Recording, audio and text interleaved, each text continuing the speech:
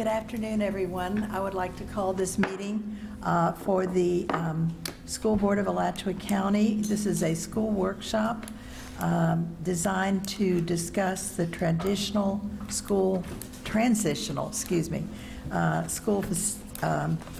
feasibility studies. And I'm going to turn it over to Ms. Jackie Johnson. Thank you, Ms. Roy, board members. Just under 2 months ago, at your December 17th workshop, I shared with you information about the district's plans for a transitional school that would serve the students at Westwood, at Bishop, and most likely also at Littlewood Elementary School, while their campuses undergo massive reconstruction and renovation, thanks, of course, to the half-cent for schools. And remember, when we're talking about a transitional school, we're not talking about a field of portables. We are talking about a modern, modular structures that a number of colleges, universities, and even school systems are nowadays using as permanent facilities. At the December workshop, I shared that we would be hiring consultants who would be doing traffic and feasibility studies at the Westwood site, at the Bishop site, and other potential sites, and that our goal was to bring the results back to you before spring break. I am very pleased to say that we are actually a little bit ahead of schedule. Thanks to great work by our consultants, by our facilities staff, we are able to share the results of those studies with you today.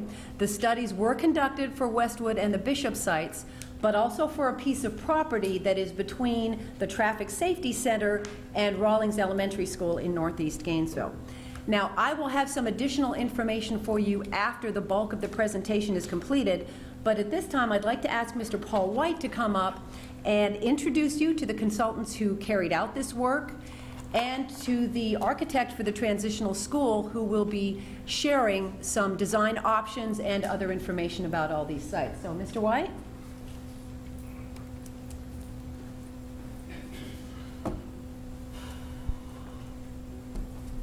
Madam Chair, board members, Madam Superintendent, before we get into introductions, I'm just going to talk for about 6 minutes about why we're here. I was talking with the superintendent, and she reminded me of an event. Okay. She reminded me of an event that occurred 18 months ago, and I think memories are short, so it's important that we talk about really why we're here today. And it really is a tale of two cities. When I came here 4.5 years ago, I went through every school in the first 6 months. I had a goal of going through every school in the county. It was apparent that Sorry about that. And as we came to that conclusion, the facility staff began having a series of workshops with the board. Conlon Banco and Accepta came along ACPS and spearheaded a communication and education campaign with meetings at every school and a website for comment. The Chamber of Commerce and Brian Scarborough created the I-3 process to determine which was the most important community-wide need, and they came to the conclusion that it was the school facilities.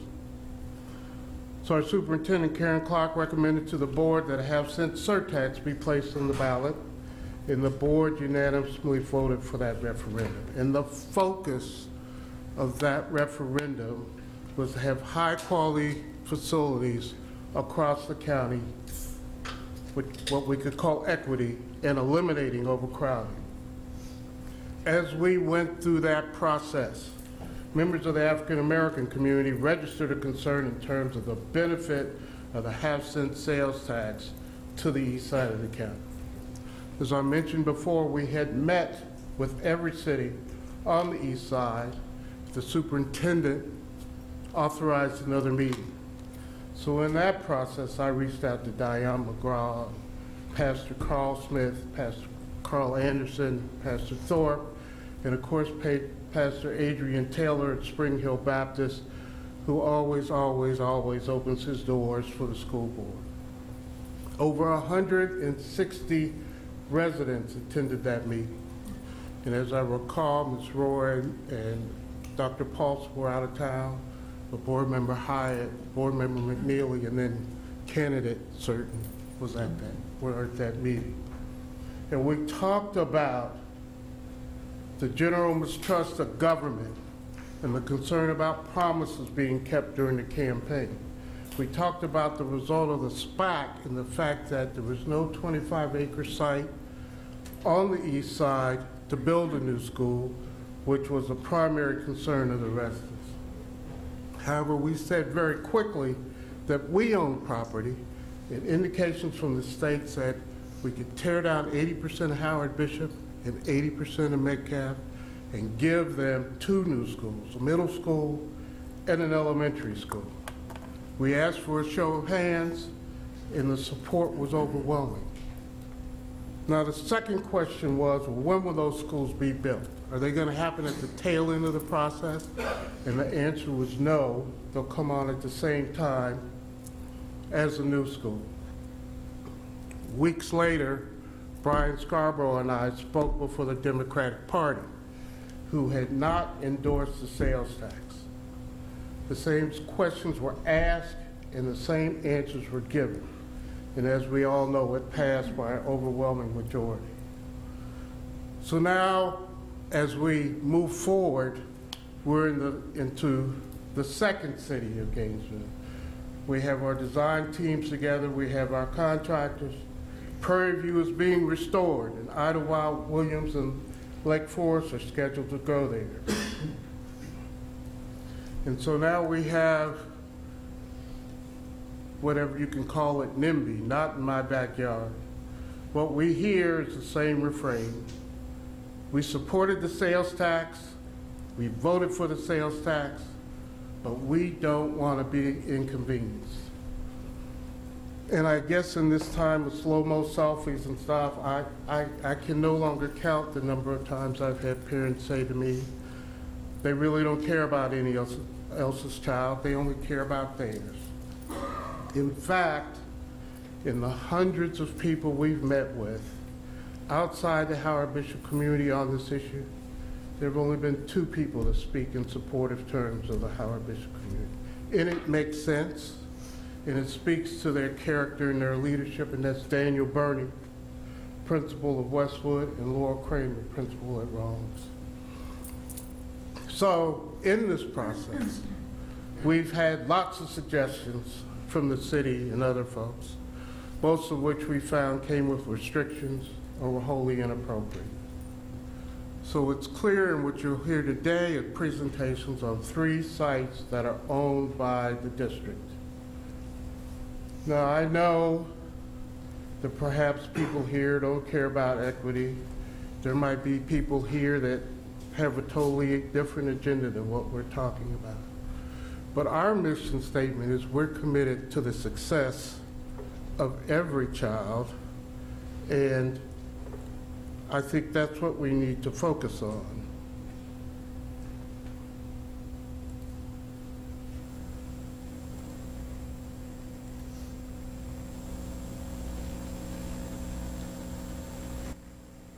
What we can do is move forward with our new superintendent to do something truly great. When my staff and I talk about the sales tax, we say how awesome it is to have the opportunity to change schools in Alachua County for generations to come. Every child, regardless of where they live, will go into a quality classroom, making it a positive environment for our teachers to teach and our children to learn. That is awesome. That's why we're here today. Because we have the opportunity to change Alachua County schools for generations to come, when nobody here is here.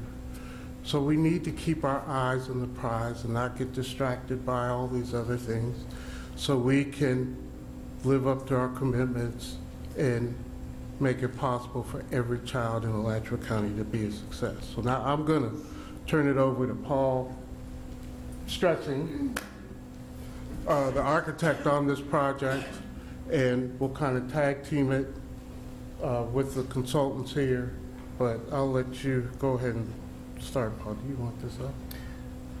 No, I'm going to walk by the boards. I just want to, first of all, say thank you very much. I've enjoyed very much working with your staff. This is a very, very difficult decision. What I'm here today to do is not make any suggestions. We were tasked with doing a fair assessment on every site as to the viability of using that site for different campuses to be able to utilize it while their campus is being under construction. As I'm going to segue into what Mr. White says, now I have quite a bit of information to discuss, so I'm going to go through it reasonably fast. If you want to slow down, we can slow down, but I'd like to go ahead and kind of walk you through the process. One of the things a lot of people don't understand is what goes on behind the scenes to make a lot of this happen and how we gain this information. And as Mr. White said, both myself, we've had 2 traffic engineers and my civil engineer working on this. And let me start by going into the Westwood site. And what I'm going to do is I'm going to refer to the boards, but we also have them overhead. And the reason I want to start at Westwood is that's probably the easier site. And I'll explain why it's an easier site. Because I was tasked with looking at how to accommodate both 770 students and 1,200 students. The Westwood site is 1,200 students. The Westwood site also has the ability during its major construction of being phased to accommodate the difference between the 770 and the 1,200. So what we looked at on the Westwood site is on the aerial. Let me do this first. Looking at the aerial. What we did was we took the site plan and overlaid the modular units. As you can see, the modular units are in a peach color. And what we looked at doing was there was the open sports area across the bottom, and we looked at car traffic, we looked at bus traffic, we looked at the interfacing of the daily operations of the school, the playground area, and then also the utilities. The utilities were huge on each one of these sites. And because this is close to me, I'm gonna refer to this. What we looked at doing was there's the existing bus area here, coming in off the parking area and extending it and bringing a new parking area in this area right here. Then we would bring the portables, the modulars, and there's a difference between them. These modulars are more permanent. They're fire rated, which allows us to put them together rather than your traditional wood modular units. These are state of the art. Orange County, Osceola County, they're doing complete campuses out of these particular units, and so they would be located here. There's requirements by the Department of Education as far as distances for bathrooms and things of that nature. So we've got the bathrooms located, and then we have the admin area, music, and then the dining hall. One of the unique things about Westwood is there's an existing cafeteria area, and working with facilities and working with food service, that cafeteria and kitchen is large enough to accommodate both campuses. So on this particular campus, all we need is a dining hall. We don't need a prep kitchen. And so that eliminates grease traps, the maintenance of grease traps and things of that nature. So what we did was, as we started going through each of these sites, we looked at what do we have to have, what will the utilities provide, what type of utility enhancements do we need, what's the cost implication to those. Then we looked at traffic, the implication of the additional traffic, the additional need of potential security guards, or crossing guards rather, for traffic control and things of that nature. So on this particular site, what we would do is there is a grade change. We would bring a low retaining wall and a fence area here, separating the 2 campuses. We would also bring in a large covered sports component as well. Now at the end of the project, and on this particular project, this configuration will accommodate 770 students. And then at the end of the use of this, these would be relocated, the area would be restored, all the sports fields would be restored into and also enhanced. And then certain areas like this could remain, and this could be used as a PE area or additional sports components. Now, once we started looking at the actual layout on it, we met with GRU, we met with the fire marshal, went through the security component of this, And the configuration of it, the hatched areas are areas for emergency vehicles to access the site and access every component within the proposed modular layout here. We would, on 34th, we would bring 2 emergency entrance areas in case there was an emergency for immediate access to the site. That way, both campuses could remain independent. They would be subdivided by a fenced area. They would have shared busing and using the bus area. So what we did was we first looked at the configuration, how the configuration would work. Will these modular units fit in there in a logical form and fashion where we can accommodate them? And so we did that. Then what we did was we did an actual assessment. And what you're going to see is between each campus, we wanted to make sure we compared apples to apples. So on this matrix here, each of the different campuses has the identical matrix, but some of the items have an NA for not applicable. For example, in the cost of evaluation, 46 modulars will accommodate 770 students. For the duration time, that's $7 million. Then the FF&E would be $9,000 per unit, would carry a $414,000 unit. Then the next item 4 and 5 get into another 20 units. The extra 20 units would take us from the 770 students to the 1,200 students. So on this particular campus, those are NA. There's no cost associated with it, because when Westwood gets ready to for its renovation, they can phase it and use some of the actual buildings and then open up the whole campus for that. And we went through and we looked at all sewer. We did an evaluation of the utilities. We looked at evaluation of all the civil site issues, which on this particular campus is $2.7 million. And that would not only enhance and accommodate this, but would also do some enhancements to the actual renovation of the existing Westwood School. We looked at walkways, covered walkway areas, kitchen equipment. We do have a dining hall, and it does have a warming component. What we would do is we would use the Howard Bishop, since Howard Bishop would be the first school to be renovated, we would take that equipment and use that where we could here. Anything we would short would be a purchase item. And we went down and we looked at ramp, stairs, chain link fence, decorative fencing, and then from that we came up with a grand total. And I think the first go around when this was being discussed, the goal was 3 years. So we did the evaluation of 3 years, and at the $14 million at 3 years, that would be $1.7 million per campus that would occupy this. What that means is each major project that would be under construction, for example, Howard Bishop would, out of that budget, it would be increased by $4.7 million to that overall budget to accommodate the first year. Then we looked at it would be the, yes, 4.6, and then subdivide it. And then we looked at, well, with that number, how can we soften that number? So then we looked at the idea of what would 5 years look like, what would 7 years look like, so that as you went through that number for the 5 years was 2.3 million, and for 7 years it will be 2.2, which means the duration of the use of this campus, the more years, of course, it would get, that overall cost would be reduced. So we went through the evaluation. Then what we did was we went through and looked at pros and cons. And again, this format is going to be typical with each. And again, I'll go through some of these, but we're going to leave these up. And I think they're also up on the board. But what we looked at using this site, and again,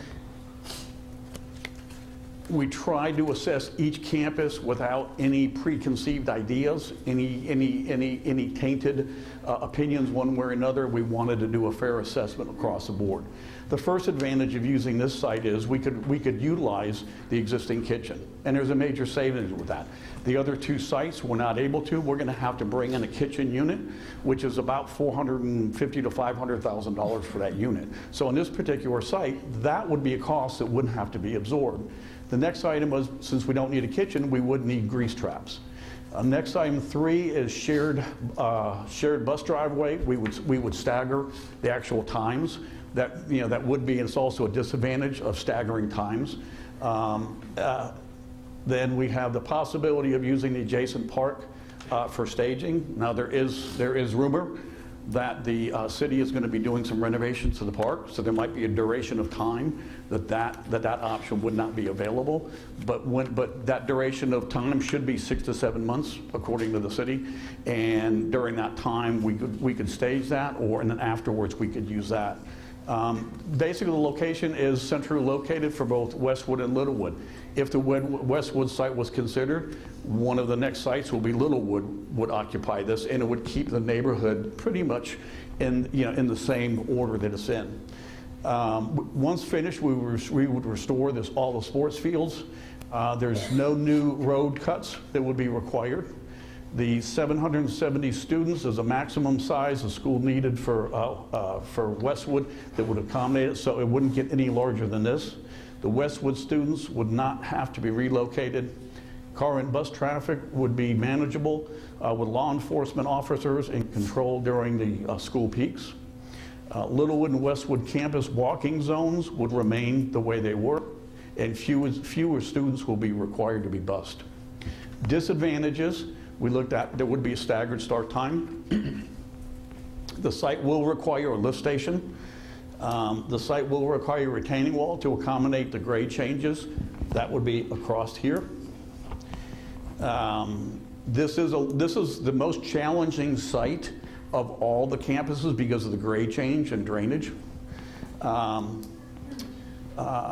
Sharing the existing bus loop only holds 7 buses. That's the bus loop right here. So busing would be, typically coming in the morning wouldn't be an issue because buses come in sporadically, but it's in the afternoon when they stack that would be an issue. Shared school security enhancement. We would be looking at additional, fencing, separating the 2 campuses, administration, and because a lot of security would be an administration component. Temporary reduction of use of the full sports fields. That's probably one of the large disadvantages is right now this is being used for sports. So this would temporarily be occupied by the modular units. Sports fields would work up in here, but we would also add another covered sports pavilion area. The need for law enforcement officers to control the efforts on 31st Drive and 16th Ave and 8th during school peak. There's a cost associated with that, which was included in here. And then the additional cost for sidewalks along 31st. So these are the evaluations we did. We first established a configuration that would work, and the configuration is certainly subject to tweaking. One thing we did was, because we were dealing with 3 sites, we couldn't work out every finite detail. We wanted to make sure everything worked, everything flowed properly, security wasn't compromised in any possible way, traffic wasn't compromised. And then in a minute we'll get into some of the traffic studies and things, but I think on each of the campuses, Allie and Monique can speak on that in just a minute, that really there wasn't anything that wasn't controllable, and that was established in the advantages and disadvantages. And so with that, what we did was we said, well, let's go ahead and look at the Howard Bishop site. I am the architect on Howard Bishop site, so that's when it first started. Our first thought was locating it on the actual Howard Bishop site. So you see up on the aerial, what we did was, to get your bearings, the campus is off to the left, the track off to the right is sandwiching the 12th Street, which you got Metcalf on the other side. We looked at that and fencing off. And what you're seeing there, we're catching the tail end of the gymnasium here in order to make it larger. So what we looked at here was, we first designed around the 1,200 students. You always design around the maximum and then thin it. And then as you go to the first phase, we could then anticipate how portables could actually access the site and things of that nature. So we designed around the 1,200 students. We brought the food service down here. Now on this particular campus, there's no food service, so we would bring a kitchen area, and on the 1,200 student, we would have to have 2 dining halls. We would come in off of 12th, and here, this is the hard court area. Because we had the hard court, we would stripe that for parking lot. One of the niceties of that is, it eliminates a lot of the need for the impervious materials and accommodating impervious materials for retention basins and things of that nature. So rather than just keeping that and doing parking elsewhere, we're able to use that hard court. Then at the end of the project, when everything is moved out, that would be torn up, as well as the track, and basically redone. So Howard Bishop would have a new track and a new hard court. This would be the admin area. This is the music and the media center here. Our emergency entrance is here, and the shaded area allows any ambulances or fire trucks around any portion of the campus. So once we established that the 1,200 students would work, we said, well, what would it look like with the 770?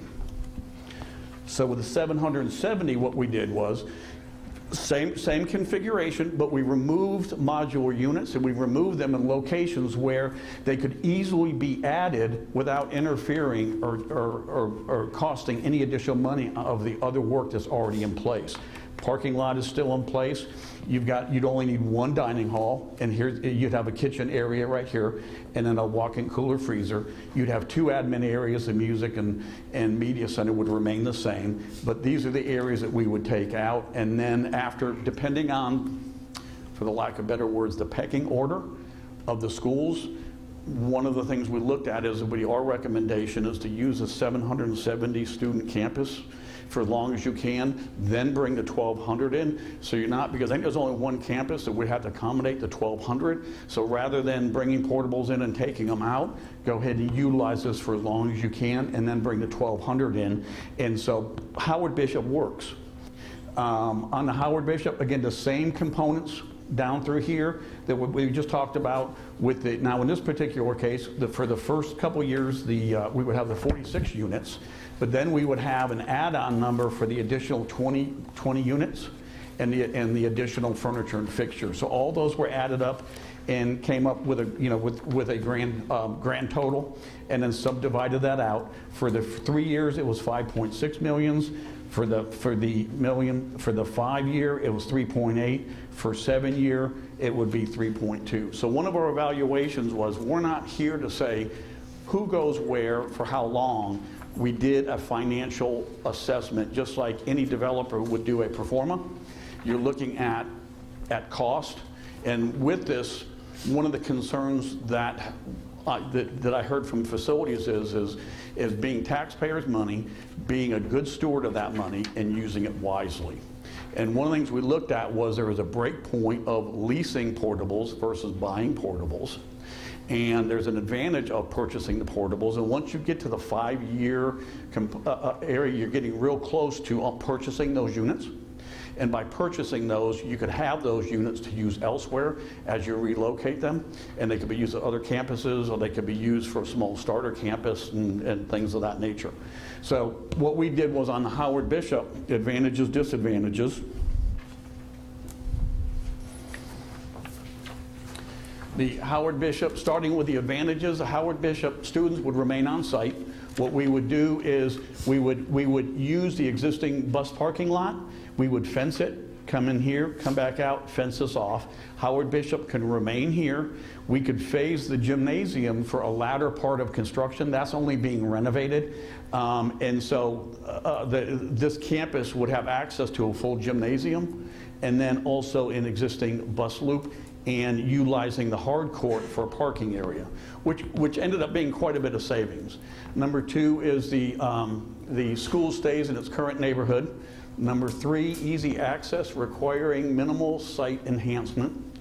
4 is on-site contractor representation as a transition school ramps up, which means the contractor doing the construction will also be assisting in the setting up of the utilities for the actual modular units. So while this is under construction for 14 to 16 months, any ramping up, a lot of times when you start setting anything up, even like a new building, there's a ramp up time where you're shaking out any bugs, any miscellaneous things that may have been overlooked or something not performing right. In this particular case, the contractor would be on site, so they could do an immediate response to any type of needs of that. The site can easily be expanded to 1,200 students. I think we showed that. The ability to use the gymnasium. Now, if we use a gymnasium, it will require some utility enhancements because of the nature and the age of all the utilities on the existing campus, we would be removing all of that and we bring in new service to that to allow us to use that gymnasium while construction is going on. The existing bus staging, as I mentioned, in the area right in here could remain. Students could load and unload and then come into the campus. The ability to use existing hard court for the parking, I touched on that.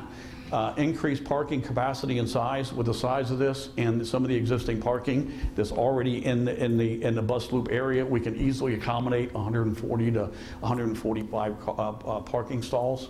At the end of the restoration, all this would move. We would put a new track in and a new hard court. Let me point this out. As part of the Howard Bishop campus now, there's some drainage issues, and this area is a low area down in here anyway. And so what we were looking at is the hard court and a good portion of the track would have to be reconstructed anyway because of previous undermining or not undermining, but deterioration of some of the substructure. Simplification of the transition schools for the first year. If it's first year, since Howard Bishop is a first school, they move over, everything stays nice and neat. The inconvenience of busing from different areas that gets kicked down the road a little bit. There's more roadway network capacity. We've got multiple of streets on each side which we can control traffic. Even with Metcalf, Metcalf is receiving some construction as well, but that construction is on the far side of it. So the intermingling of traffic would be kept to a minimal. The car traffic would be using 12th on this particular layout. And on-site parking along 12th is available. The disadvantages is once the modernization is complete, the school will have to host additional school years of transition schools. So as Westwood, they would be sharing with other schools. And again, part of the impact of that is just the cost alone. It doesn't make economical sense to put something in for a year and a half that's going to cost $10-12 million and then not use it. So after the first year, neighborhood will experience additional traffic. However, the dual schools could be staggered. So whatever in the traffic study we found was looking at this, and by staging the two schools, that can be easily managed. The full kitchen modular will require purchasing. When it comes to food preparation, you can't lease a food production type modular. You have to purchase it. So if you were leasing, the school district would own the actual kitchen, but that kitchen could go over to the facilities and it could be used by food service to use as demo kitchen. It could be used for another campus if they were receiving a renovation. That particular unit could be relocated to that site. Shared school security, as in all the schools you're going to see there, that each of the schools we included a number in here for additional security to allow proper buffer between schools and adequate management of security and traffic in and around it. The grease trap and maintenance will be required since we're having to put a kitchen in. We'll have to have grease traps. Possible enhancement, traffic control enforcement. Again, that's something that we carried a number for because that we feel that might have a cost impact, and we want to make sure that we didn't leave anything out. Whenever you're doing a cost estimate or an opinion of probable cost, the one thing you don't want to do is miss an item. You might be off a little bit, and depending on when each of these occur, you're gonna, there's inflation to factor in and things of that nature. So we've got a reasonable number based on the cost estimate for the next year, and that's what these numbers were based on.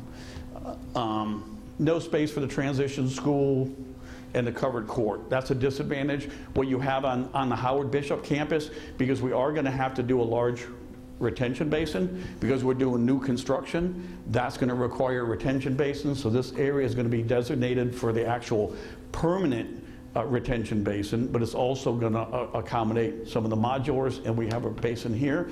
But with that, there's really not any room for a hard court. We wanted to have an open play area, but on this particular campus, we have access to the gymnasium. So we do have a gymnasium where Westwood and Rawlings would not have. And then staggered start times. On this particular campus, you would basically stagger it. So then what we did was, after this, we said, we evaluated a number of other sites. They didn't bear any fruit. I think there's 4 or 5 sites we looked at. And so then the Rawlings site came up. I'm gonna walk over here to Rawlings. And we started looking at Rawlings and evaluating Rawlings. And up on the board here, see? No, it's not showing very well. But the aerial, and the reason we did this was most people have a hard time understanding drawings where they understand visuals. So what we did was we took an aerial and took this information, imported it onto the site so you could really gain an appreciation for a bird looking down what you would see. Off to the left-hand side is the driver's ed area, and off to the right-hand side is Rawlings, and then directly north is Farnside. So that gives you a basic lay of the land, but there's a stretch area that was in between here that lent itself very nicely for the configuration.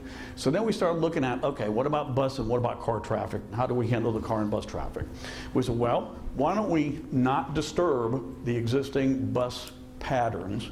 And the current bus patterns come down 15th, they come in the loop here, and exit out.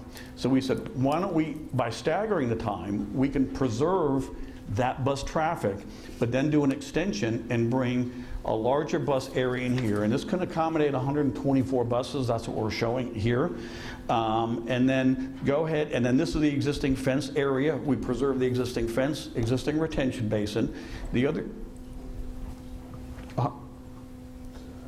24, I'm sorry. 24 buses, not 124, I'm sorry. I guess you could if you double stacked, triple stacked, and that. Thank you, Mr. White, for pointing that out. I apologize. The other unique thing is the car parking comes in this area here, and then there's a service drive. This is the actual cafeteria, so we could bring the proposed cafeteria or food service to this area so that we can share this back service area. So there's a nice little,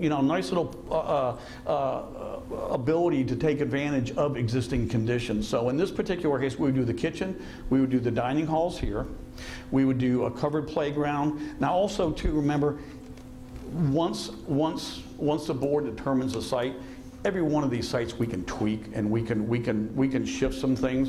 The level of detail we wanted to take it to was where we could identify whether it was feasible, what the cost implications would be, and then basically present it. The board has a really hard decision to make, and what we wanted to do is present the viability, the costs associated with it, and any advantages and disadvantages.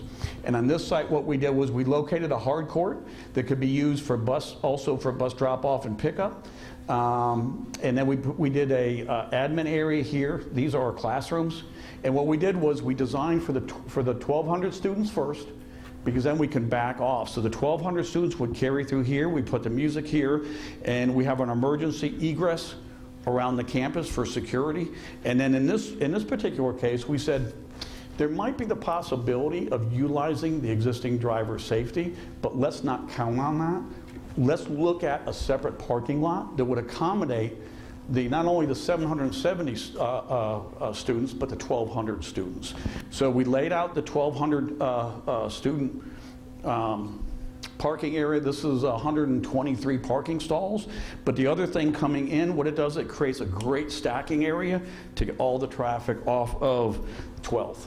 And so they come in here and then they stack in here and carry out. There is an existing tree buffer that carries through here. We would be carving into that. There's some oak in there, but it's mainly pine. But what we wanted to do was we wanted to preserve a strong buffer across the front, so it pulled it back enough to where it didn't enhance security, but for neighbors, it created a little visual buffer between the campus and what's being proposed here. There would be a retention basin in here. These are existing buildings. And so we looked at that and said, well, okay, this works well. Now, what would it look like with the 770 students? So we looked at removing these modular units here, and then the modular units up in here. And so the phase one for however many years that is to accommodate the 770 students, I say years because it might be one campus, two campuses, three campuses, four campuses. That's a decision that I think that is going to have an impact on the overall cost. And as I mentioned before, if you're going to set it up for 707 student stations, it makes sense to do that for a duration of time before you ramp up to the 1,200. So the configuration here works out really well. Now, when the project is over and these are moved, then this area here, you notice it looks kind of like a track. We shaped it as a track because typically your bus area, it's used 2 times a day. It's used in the morning for drop-off for 20 minutes, and then at the end of the day, it's being used for pickup. So we would put a fence in here, and this could be used for a PE track. So later on, when the site was vacated, then Rawlings would inherit a covered play area plus a track area and additional traffic and a traffic area for parking and for however they'd like to use that. So what we did was, from that we said, okay, now that we know it works, what are the cost implications? And so we went through the same thing, the total cost implications, item by item as the other campuses, so that we can do a one-for-one evaluation. And just real quick to show you, to set this campus up for 3 years and use it, that will be $5.1 million per campus that would use this. For 5 years, it drops down to 3.5, and to 7 years, it would be a 2.6. So those are huge numbers, and those are all numbers that the board is going to have to take under consideration when they're evaluating this. And again, in order to be a good steward of the funds that are available for all the different schools and all the renovations and things like that that they'd like to do to each of the campuses to accommodate the campus needs. So what we did on this campus, again, we went through the advantages and disadvantages. I'll go through them real quick. Number one is the bus traffic pattern will remain unchanged. We still have the bus loop in here. By staggering the time, we could go ahead and use this. Buses would circulate around here and then stack and then carry out. The school allows for a longer term of use and distribution of cost. This particular campus, one of the nice things about the Rawlings campus is it is far enough away to where there is buffers between it. So if there was an opportunity or to even reduce that number even lower, that campus has the ability from a strategic standpoint to expand if everybody was in agreement with that. The site allows for the construction and modular staging during the construction. Anytime we do something like that, there's going to be major site work that's going to have to occur. This particular campus, we can stage the modular units off to the side while all the utility work is being done. That way, as they're coming in, one thing you don't want to do is have all the utilities done and just start waiting for units to come in. So this particular campus has the ability to actually stage the modulars temporarily on site. So once the utilities are done, they can be moved right in place. A new pavilion and track area, as I mentioned, these areas right here would remain. Shared service drive for easy access, as I mentioned through here. This particular campus, we're not disturbing any of the current traffic flows on it. Only site with the ability to accommodate site vehicle staging, keeping the structured congestion on site. What that means is because of the length of this, and again, we can get the traffic in and off of off of 15th for buses, and then off of 12th, we can come in and it's just large stacking areas which cars can come in and basically load and unload or wait for their students. 123 vehicle parking. Ability to maintain a tree buffer between the neighborhoods, which is this area right in here. The other thing we would do too, with any kind of construction of the parking lot, we would be complying with all the codes and all the landscaping codes and things of that nature. So not only would we preserve the buffer through here, but we would also do enhanced landscaping in the actual parking area. So we will be, and if you're familiar with the area, they got very large, very tall pine trees and all canopies are high.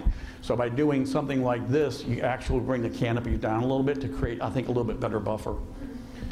The lift station modernization for Rawlins, this particular campus has an aged utility system and a lift station. We would be enhancing it to accommodate this, so when the project was over, the whole campus would benefit from that enhancement. Weekend use of the parking lot and by the driver's ed. After everything is vacated, then this would remain, the parking could remain, and since this is driver's ed, one of the things that was discussed is as you saw in the earlier overhead, they have all kinds of patterns in here to try to train the students to do different things, and then this would allow them to actually go into a parking lot and work into a parking lot, and so this area could be an enhancement for the driver's training area as well later on once everything was vacated. The access for the future modulars, as we showed for the stacking in this area right here. At the end of the project, the purchase food service prep, the kitchen area would be purchased. As I mentioned on Howard Bishop, that could go to another campus or it could go to the facilities for the food service where they can do training, they can do testing of equipment, things of that nature, and so it would be beneficial to the district. So it wouldn't be cost wasted. At the end of the project, the PE pavilion would remain. Easy emergency access for emergency vehicles. I showed that. This option has the least impact on the existing adjacent school because of the separation and the buffer area between it. Some of the Howard Bishop students can actually walk to the site. So that would be a slight reduction in traffic. The school requires less coordination and does not require law enforcement traffic officer control, is what our traffic study indicated. Now the disadvantages is once the modernization efforts are complete, the host additional school for transition use. So, and the additional car traffic on a short segment on 12th. On 12th area here, 39th is up another block. Now, on the positive side, on 39th, there's 2 large turning lanes. So the traffic that will be created here is easily merged into 39th with the actual turning lanes up on 39th. Existing force main upgrade cost, that's an advantage and disadvantage. It's an advantage because Rollins would benefit from that, but it's a disadvantage because it's a major cost. The purchasing of the modular unit and grease traps, the shared school security enhancement is similar to the others with the fencing and with admin. And again, we carried numbers in there for that. And there's a lack of sidewalks along 12th that we would consider adding. And the grease trap, when you have grease traps, it comes with maintenance and things of that nature. So in general, these are the assessments. We wanted to make sure each campus would work. And on this particular campus, you know, we got the 770, we got the 1,200. We did the cost evaluation, we did the advantages and disadvantages, and we really racked our brains on the advantages and disadvantages. And I know sometimes people can come up with others, you know, other different ideas, and we'd be more than glad to add those to this if they're, if they have merit. And with that, I just wanted to present all 3 options to you. All 3 options work. Each has a different cost implication to that, and with that, I'm not here to form an opinion one way or another. I'm here to just to present the facts and figures. So, Madam Chair, I would simply say, as Paul said earlier, these are the concepts or abilities to tweak the design, Our staff has met with the administrations of each of the staff, and so we're still able to do that, but what you have here is what we did to be able to give you this apples-to-apples comparison. Thank you, Mr. White. Thank you, Mr. Stressing. Ms. Johnson. Thank you, Madam Chair. I do want to let the board know that, of course, we do have a community meeting where we'll be presenting exactly this same information tomorrow from 6 to 8 p.m. at Howard Bishop Middle School. We will also be posting all of this information and the video of this workshop on our facilities page, and that should be up by tomorrow afternoon. And of course, the timeline is for a board vote at the board meeting on March 17th. So that pretty much concludes our presentation at this time. Thank you, Ms. Johnson. We have an opportunity for citizen input now, and I have one request from Michael Gamble, who is the principal of Howard Bishop. Mr. Gamble, come on up.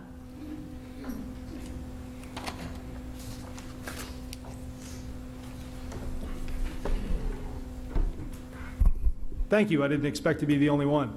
Well, I'm I've sure been you pretty- won't be. Just first. Only one that did his homework.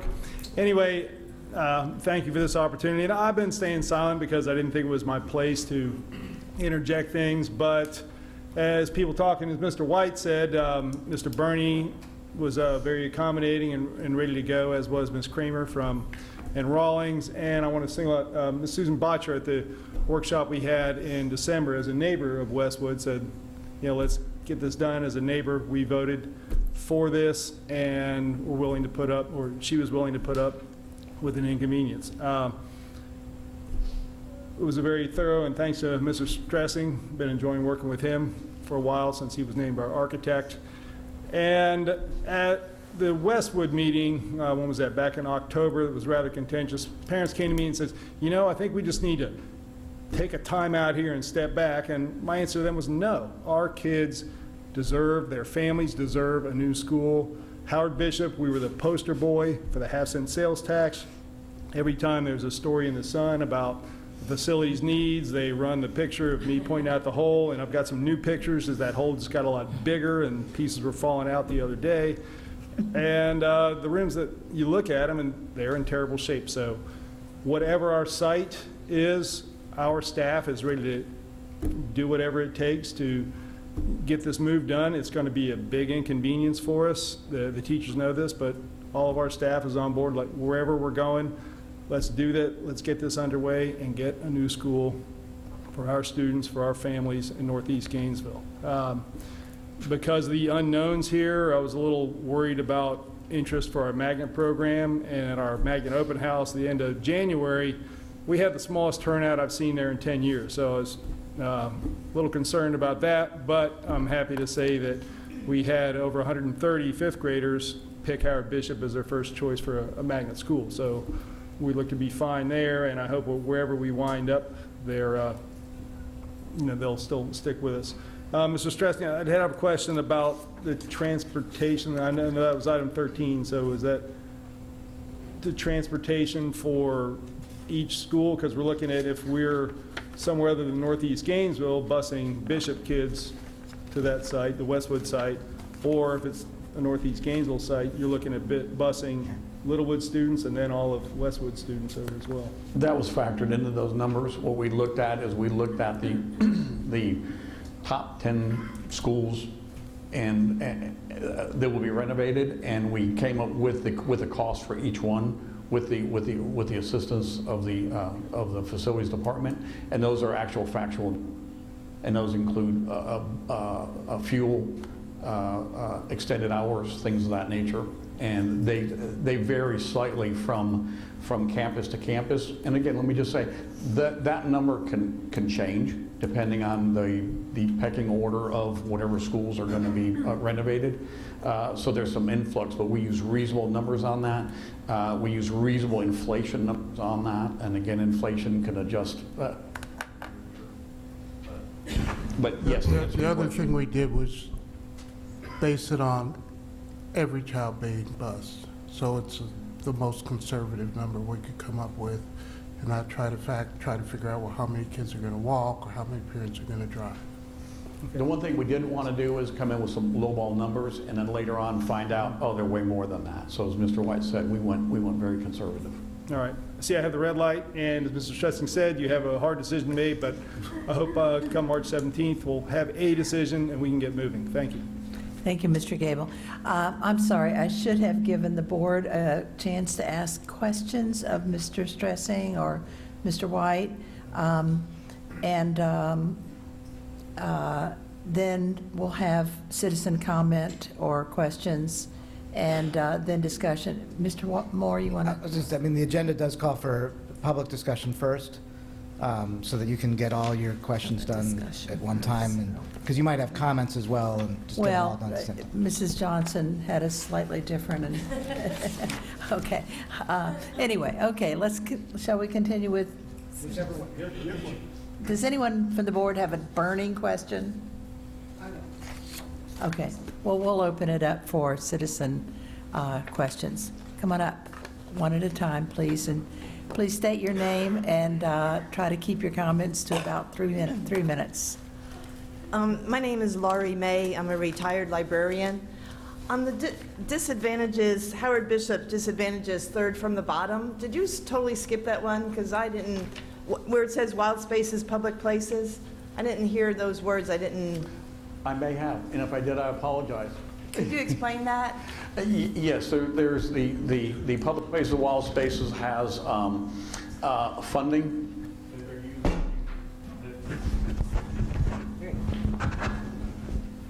That when we originally talked on the Howard Bishop site, they had, I think, $250,000 that they wanted to contribute to the restoration of the park area once it was gone. And again, that was our initial meetings with them. And depending on what site is being used, I'm not sure how that plays, but I know that they had a certain amount of funding that they wanted to contribute to the Howard Bishop site. Thank you. Mm-hmm. My name is Mike Ryan Simonovich. I had a question about the Westwood School site design. Where would the students at the temporary school do PE, recreation, recess, that sort of thing? Mr. White, while you're there, would you? Never mind. I'll walk over.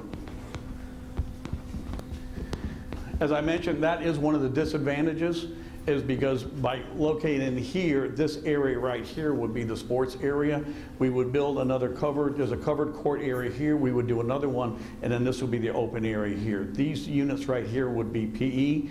There's an access fence going through here to access up it, so the PE area would be here, and then you would have a double. So there'd be some sort of a stairway or something to get over the retaining? Yes, sir. Yes, sir. Yep, there will be. Mm-hmm. Thank you. Madam Chair, we'd also discussed with the Park and Recreation Director use of Westside Park, and there's already some shared use with the school, so that would be another opportunity for recreation area. Great, thank you. Hi, I'm Dr. Donald DeVito. I'm the music director at Rawlings Elementary. I'm Tiffany McKay, and also at Rawlings Elementary. So, from everything that you're going to hear We didn't today, really hear her. Say She could step a little Tiffany closer. McKay at Say- Rawlings Elementary. Say your name again, please. Tiffany McKay. Tiffany McKay, thank you.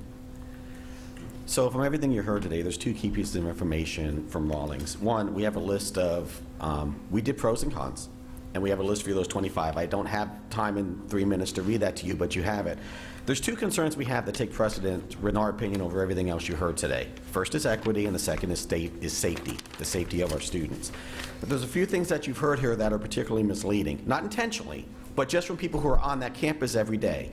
It's not a piece of property between a car facility and our school. It's on our campus, and it's directly behind our campus. The amount of natural border between the two is not a natural border at all.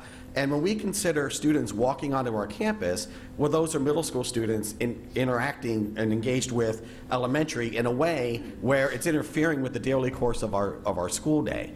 The positive that we heard was the transportation and the busing. Well, that goes right by our classrooms during reading time. And if you're familiar with Rawlings, we consider ourselves a B-bound school. But if you're familiar with Rawlings and you look at Gainesville for All and everything the community is trying to do for us, the result right now is, well, we're going to build a middle school campus on your grounds at a time when you're doing your most critical testing to try to get to a B, while the state is passing legislation trying to turn C schools into charter schools. So this is not a timing that is going to work well for our students from a safety standpoint or from an equity standpoint. And what you have is a letter from our teacher, one of our teachers, on regard to equity of the process. Our first discussion on the pros and cons of this, or even hearing about it, was 2 days ago. And then this is a list of pros and cons. We didn't just say, hey, give us your concerns. They're pros and cons of having the students from Howard Bishop on our campus. I guess the last thing I would say is, just because of timing, if you don't have a wall between those two facilities, you have a K-8 center. Because we have funding here, and we talked about the cons here are grading. And the cons here is, well, we have to build a wall between the two. Here, it is not a natural boundary, and you're going to have essentially what's a K-8 center at a time where our students are trying to pull ourselves up to a B. And I'll be honest with you, what we've heard regarding the track is, well, this could be 4 years before we can use it. It could be 7 years before we can use it. And for us, we can understand completely how the schools want to keep their kids together, right? So it's safe, yes, it might be cheaper to split them up grade-wise between different facilities, but they want to keep the kids together. So I understand that on the Howard Bishop site, and I understand the idea of keeping middle schoolers in the area with middle schoolers.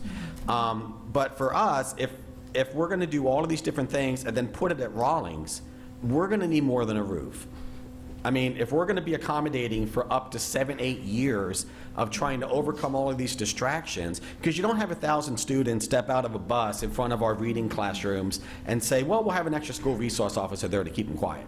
That's just not reality. So anyway, we have pros and cons, but just because of the time frame, I just wanted to let you know maybe just some of the more significant concerns of what we have, just because of the amount of time we have to communicate it. All right. Thank you, Dr. Thank you. DeVito. We will read it. I promise. Yes. I also had a concern about the bus loop, because I just saw the diagram today.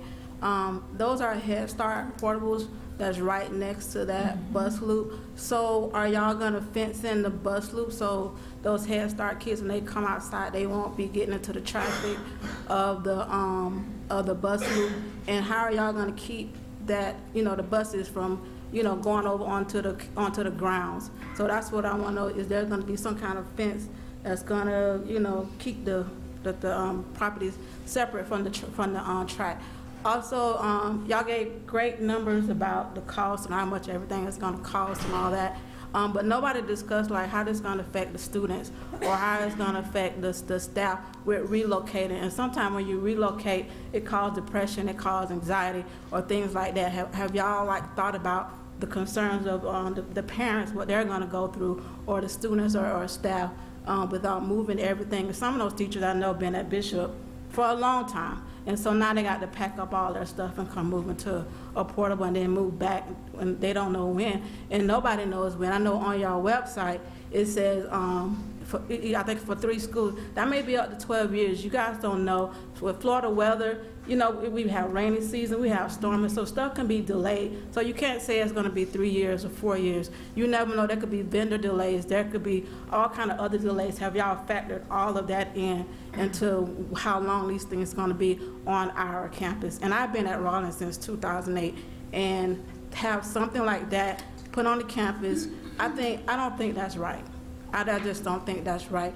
And I don't know how y'all expect to separate the school from those portables when you have the Head Start kids and you have elementary kids and you have the middle school kids coming out onto the campus at the same time.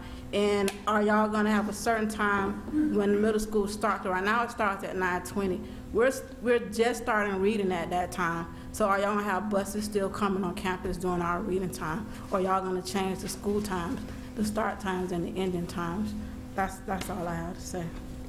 Thank you, Ms. McKay. Hi, good afternoon. My name's Susan Botcher. First, I'd like to say thank you so much for having this public workshop and the one you're going to have tomorrow. I think this public conversation is exactly what is needed.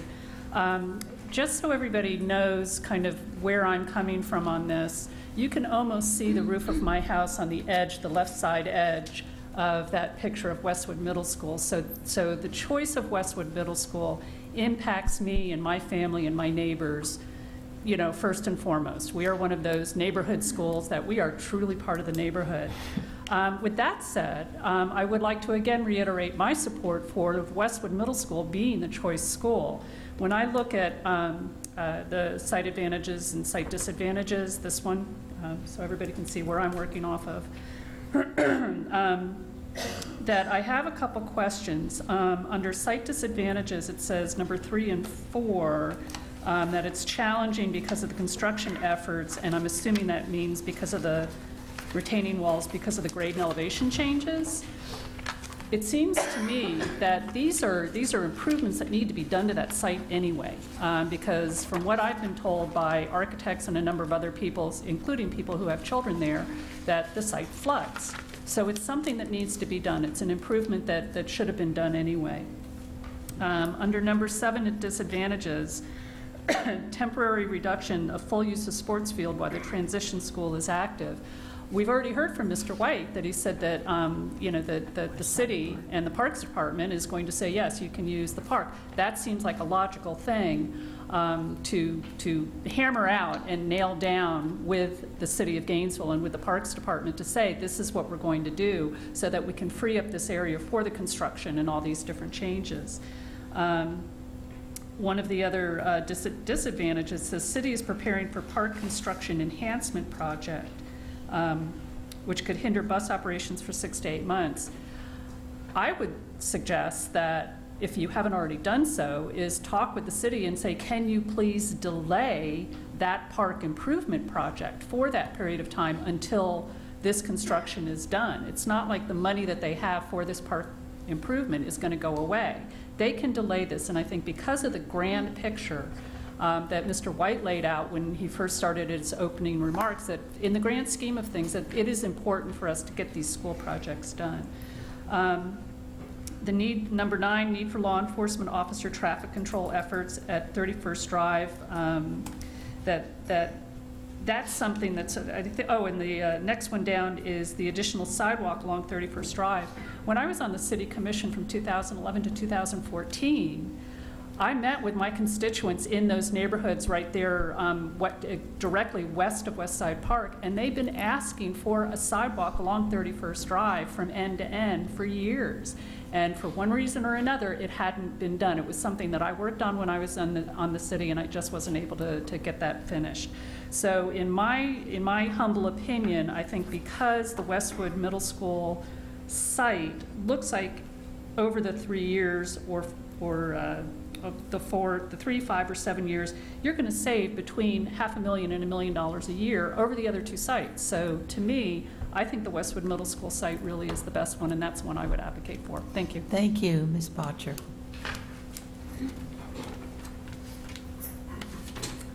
Hello, Michelle Hazen. So I don't know, I wrote a recent article because I actually think that it's interesting that none of these sites really seem like where we need to go. I think that everyone, we're looking at temporary buildings. I thought it was only $4 million, but it's closer to $5 million now. This is our taxpayer dollars. They're being thrown away on modular buildings that really aren't ideal for the students, for the communities. All of these locations have limited traffic. The transportation is going to be an issue. Again, I don't know if anybody read it. Michelle Hazen is the name, Gainesville Sun. I read an article on the swing school. Please take a look. I had more than 3 minutes to expand on that. While I can certainly appreciate Mr. Gamble's concerns about Bishop, the school's a mess, and it's a shame that our schools have fallen into disrepair for this long. But I would rather see us patch those schools and take our time with these decisions. I think right now the most logical thing is to spend that money on a school that can be here in the long term. This building was built as our neighborhood school. It was taken from us in the 70s. It was something that needs to come back to a school. As a realtor, I tell people all the time, east of Maine, you're going to struggle. We did not have enough white students to compare black and white students in the reading test recently at Metcalf. I mean, we certainly, with this location, if we put that $5 million into renovating this, we can relocate our school board offices. I know that there's plans for a new county administration building, and certainly I think this building would function better as a school than it would as offices. And let's get you the offices that you deserve. I know, Ms. Johnson, you said at the initial Bishop meeting that this building was old, it was wood, and it needs work. This building is historic. It was built, our neighborhood was built around it. It is not wood, it is brick. It needs work. I'm seeing updated electrical. I'm seeing HVAC. I'm seeing a building that could use light renovations to make it viable as a school, as our swing school. We have a 4-lane road. We have a bus loop. We could easily take the $2 million that you're going to build a temporary cafeteria, build a permanent one. This becomes our swing school, and then from there, it becomes a permanent elementary that can be racially diverse and serve our east and west side communities that desperately need that. And then we can funnel all of those students. Instead of attracting students from the west side of town, we will funnel those elementary school students into our middle schools. There's no reason for the busing and all the things that we're doing. In the long term, we could save ourselves a lot of money. I think that we need to look at things in the long range, and while I can certainly appreciate that we want to do these schools, these are our dollars. Let's use them wisely. Thank you. I just think that we can do much better, and I don't think any of these are a plan. I hope you vote no on all of them and give us more time. Thank you. Thank you, Ms. Hazen. Linda Butler Davis. Thanks for the presentation, but I was really upset when I found out a couple of days about this meeting. I'm concerned about the children. Over by Rollins, you have pre-K, kindergarten, and elementary, you're going to add middle school children. Please think about the children's safety. Thank you. Thank you, Ms. Davis.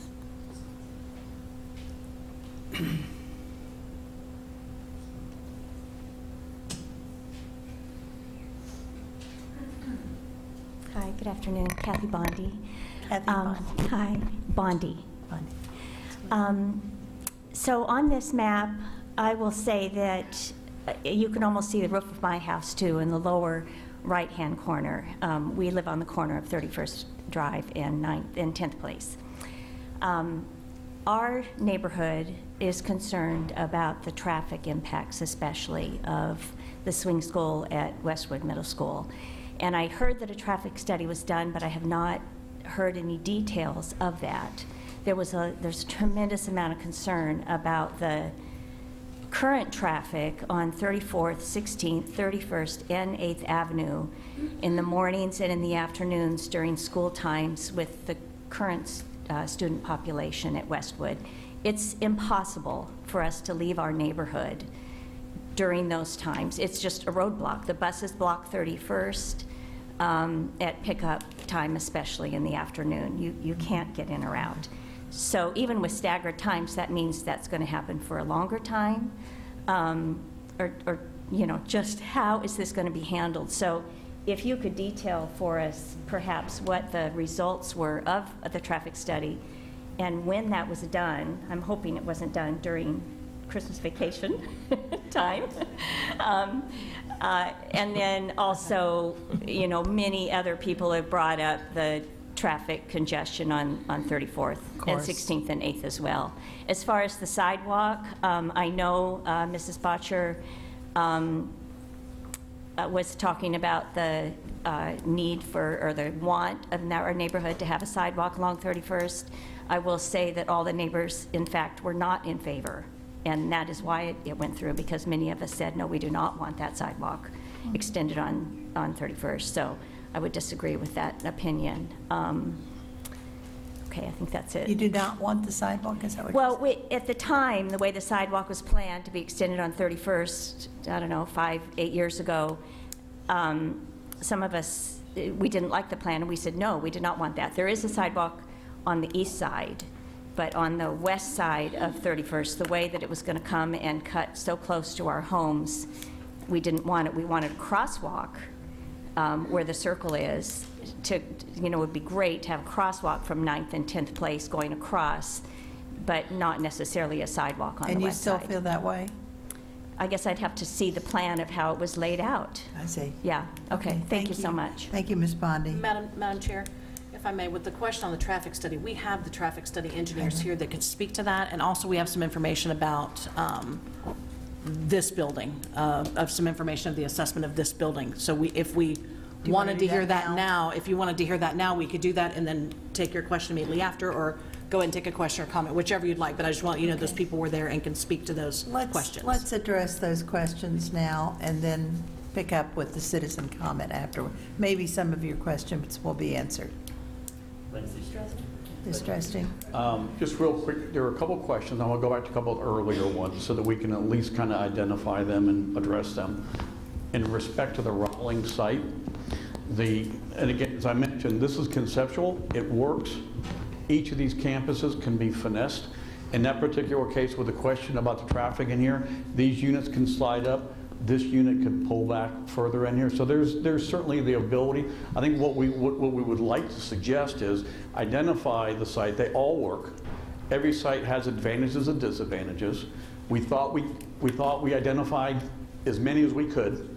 If you have a different concern, as I mentioned, please offer that to us so that we can add to our advantages and disadvantages. I'll get a copy of that when we're finished. Thank you very much. We appreciate that because that's the only way that we can vet everything thoroughly. And that's also why the board is having this meeting today, is to basically say this is where we're at right now. But on this, the other thing we talked about too is bringing a sidewalk area along the bottom edge of this, so that we could also go ahead and create more of a buffer there. So there's some opportunities. Are they ideal? They might not be ideal, but they work, and there might be some things we might have to finesse a little bit. So I think that identifies the question on this. On the Howard Bishop site, I agree with, I'm not sure the lady that was talking about the Howard Bishop site. Anyway, on the traffic studies, I'm going to take a minute and we'll address some of the hot items that were identified during the traffic studies. Allie, would you mind talking about that? Thank you. Hello, everyone. Allie Brighton with Kimley Horn. So we did a traffic study for specifically the Westwood site. There were other studies done for the other sites as well, but I'll talk specifically now the Westwood site since that's been brought up. The traffic study was based on actual traffic counts at the intersections that actually were named. 16th and 34th, 16th and 31st, 8th and 31st, and 8th and 34th.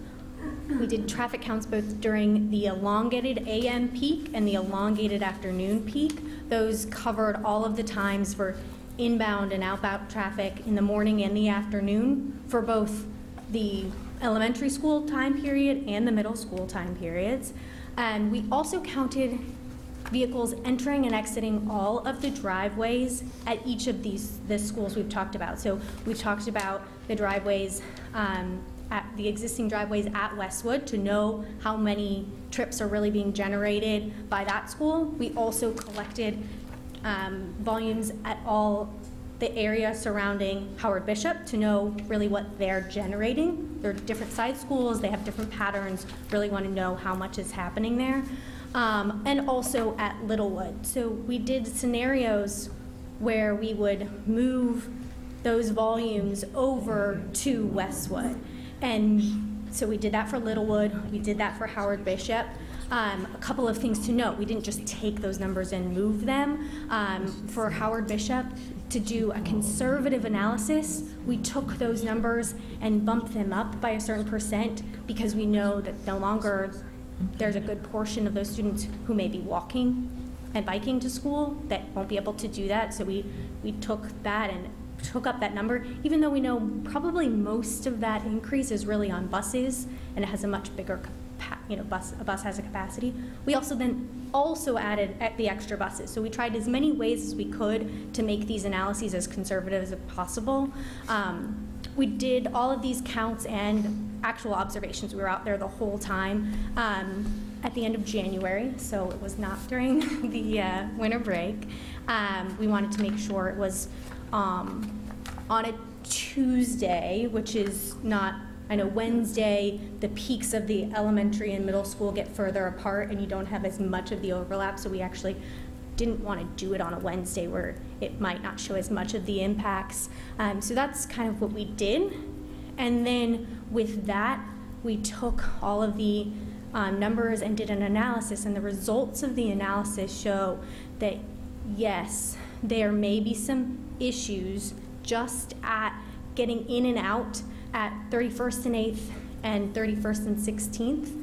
But similar to what we saw, because we were out there for quite some time, we saw this happening at 15th and 34th. There's a school crossing guard, and that crossing guard stops traffic and lets move in, even though it's really beyond their responsibility. And at that intersection, they help that movement flow.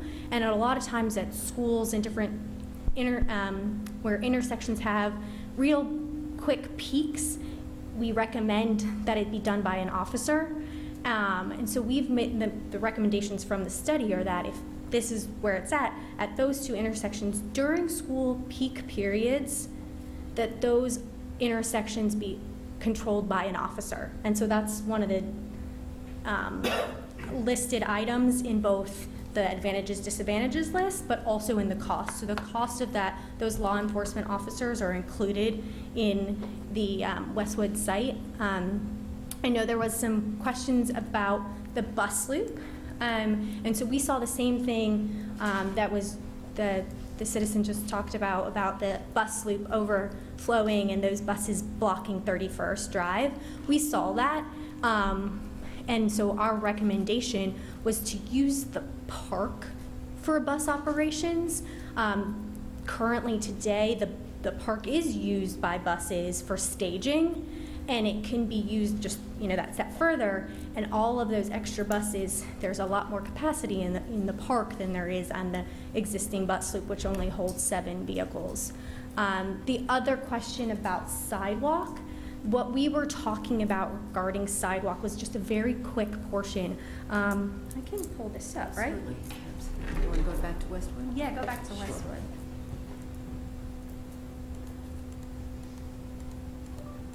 And while they're doing that, Madam Chair, the traffic studies, which are pretty lengthy, this one's about 60 pages, we're going to upload all of that. So if citizens want to look at the actual traffic studies and all of that, we're going to upload all of that information. So there'll be lots of information uploaded on this. Yes, thank you.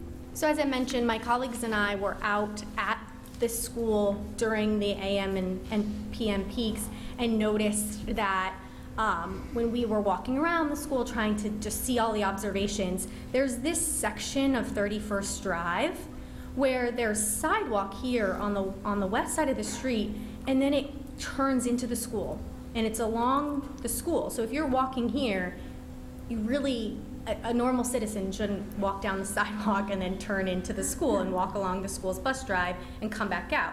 It connects down here on the south side of the school.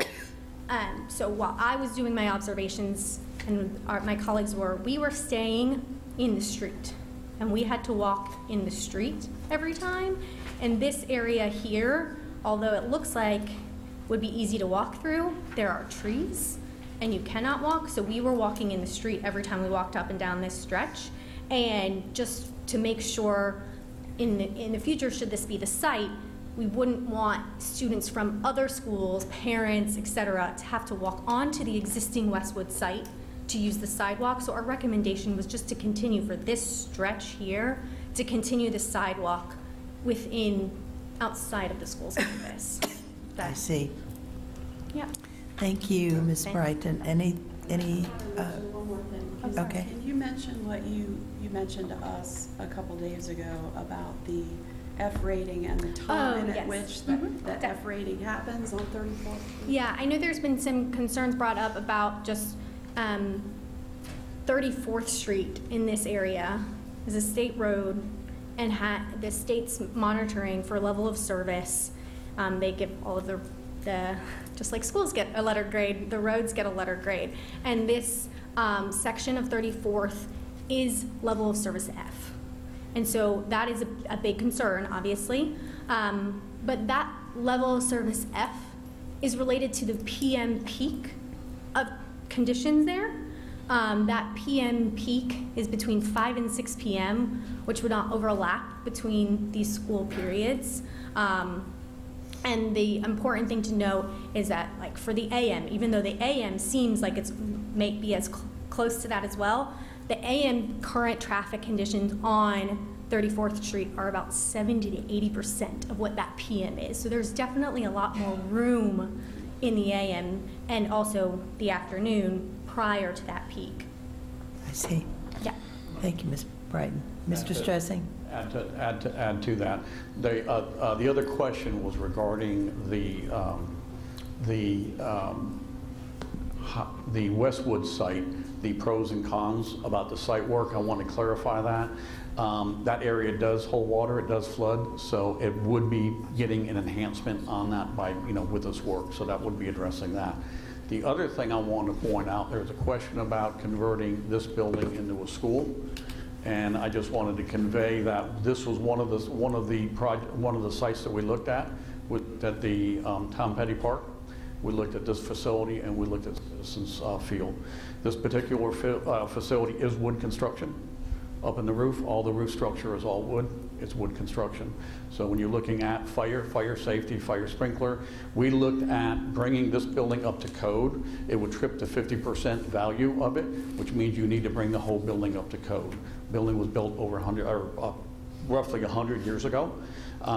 There's a lot of structural wind loading that needs to be redone. You're not going to find many engineers that are going to put their sign, and they're not going to sign and seal their name on a facility that they can't verify. So there's going to be a lot of caveats to renovating the school. Is it possible? Anything's possible. The cost, you're probably looking to renovate the school and meet current school standards. You're probably looking at about $300 a square foot. Very, very expensive to do. Can it be done? Absolutely. You're absolutely right. It could be. Now, the other thing you need to look at as well, with this coming on the state road in front, you can't just take buses and drop off onto University. A lot of the traffic would be focused into the back area here, and the streets in the back just simply can't handle it. They're not set for it. So based on looking at street accessibility, the condition of the school, and again, the condition of the building, it's a two-edged sword. It's not a bad building. It's a great building. But to accommodate current codes and to renovate it for school needs, you would trip that threshold and you would be bringing the whole school up to code, from handicap to wind loading and to fire sprinkling, which is a major cost.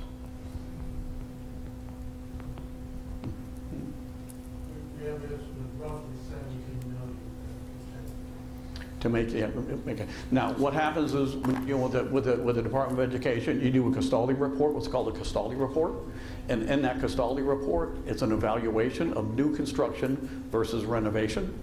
And if the renovation exceeds half the price of new construction, then the state recommends not spending additional funds on the building. It's more economical to build a new building. That doesn't say you can't.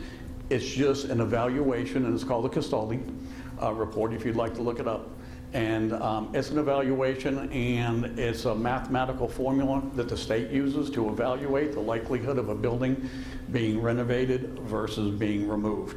For example, we did all the schools that are being done now, Idlewild, Howard Bishop, they all had Castaldis done on them. And the Castaldi indicated what buildings warranted modernization, what buildings warranted removal and replacement because of the economical cost that it would take to enhance them to meet current standards. And again, that's not to say you can't renovate a building. If something's near and dear to your heart, can you renovate it? Absolutely. But it's not going to have the same standards as current teaching facilities. But more importantly, my main concern from an architectural standpoint will be the structural integrity of the building compared to bringing it up to date with wind loads and things of that nature. That would be, that would be my main concern. And you're a real estate agent. And I'm sure you're very familiar with historical, and I'd be more than glad to have a discussion with you or any of your engineers and any of your architects. But I'm just saying, there is a fine line of being wasteful in money just to do something, and because there's so many schools that need renovations and things of that nature. Oh, the other point I wanted to make too, I think, and you may have brought it up, the modulars. It's real easy to come in and say portables and they're trash. These are not. You got Orange County, Osceola County, I'm the architect, do a lot of work in both those areas. You got whole campuses with these modular units. They are fire-rated units. There's a lot of campuses that are being built with these right now, so it's something that is not, being fair and being unbiased, doesn't matter to me whether you do new construction or the modulars. The beauty of the modulars is once you trip that threshold of renting or leasing versus purchasing, if you purchase them, then you can use those for future campuses and future enhancements. So it's not like you're leasing and saying that's money out the window. That's money that you can use to accommodate this domino effect that you're doing, because right now Howard Bishop's being renovated. The campus cannot accommodate those students. They have to be relocated. Where are you going to relocate them? That's a given. Same thing with a number of the other large campuses. Idlewild. Idlewild was very, very fortunate. You had Prairie View that's being renovated right now, so the students from Idlewild are going to be going to Prairie View, which completely vacates that site. On a site, if you take a large construction site and you try to phase it, you're taking a 16-month construction period and turning it into 2 or 3 years. With that 2 or 3 years comes contractors, general conditions, comes all kinds of additional costs. You're adding $4 to $5 million. If you took Howard Bishop and phased it into multiple years, you'd be adding $3 to $4 million to that project. Doing nothing different, same design, but just dragging it out that far. And you're subject to inflation and some of the crazy spikes in construction costs. So, you know, in all fairness, the modulars that are being proposed, I'm sure the modular company has multiple sites not too far away that you could take and tour and take a look at. But I'm the architect for Osceola County, and we do a ton of these particular units down there, and complete campuses. They're covered walks, they're safe, there's the concept of the old traditional wooden portables. These aren't wooden portables. These are modular units, and they're fire rated, and they have all the amenities that a typical classroom would have. Thank you, Mr. Stressing. Thank you. Right, continue with citizen input. Okay, sure. My name is Francisca Raber. I'm a mom of Littlewood and 2 Littlewood kids and 1 Westwood. And I would like to speak for Westwood because we've talked about numbers and things, but we're not talking about soft issues like the impact it has on families and the children and the teachers. So looking at Westwood somehow, if I just do the soft issue, how many kids are actually impacted of being shuffled around, teachers moving their classrooms, etc. Probably Westwood is the easiest solution because we can just move Littlewood over and Westwood stays on campus, and Howard Bishop will have to go through a phase of dislocation. But all others require 2, or in Rawlings' case, 3 schools to be misplaced and even have an impact on Rawlings, as we heard. So I would like you to not just look at the numbers, even though they speak at the moment for Westwood, but also to look at the teachers and the kids that it actually impacts, because busing 1,200 kids that currently can walk or bike to school, or yes, it has an impact, and I would like you to appreciate those softer issues as well. Thank you very much. Thank you so much, Ms. Raber. Hi, good to see all of you. My name's Tony Ionarte. I live on 31st Drive, and the comment on the roofs, my house that I grew up in, that picture was my roof as a child. But as a resident that lives directly across from Westside Pool, hearing the talk of staging the buses makes me really nervous because the pool opens at 6 a.m. right now. The park does not shut down till 11 p.m. at night. And that pool is packed with swimmers literally starting at 6 a.m. There is a bus, I've been watching this very carefully, there is a bus that comes from Westwood, parks there, blocks a lot of spots, and there are no parking signs all over the place that say do not park in the grass. It's packed every single day. And in regards to the sidewalk that was discussed, if you're traveling north on 31st Drive, the buses are trying to turn left into the bus loop. The last house on the right, their yard is being destroyed because where there was, I guess, a proposed sidewalk talked about, because there's crepe myrtles running along the bus loop there. There's really not a spot to put it.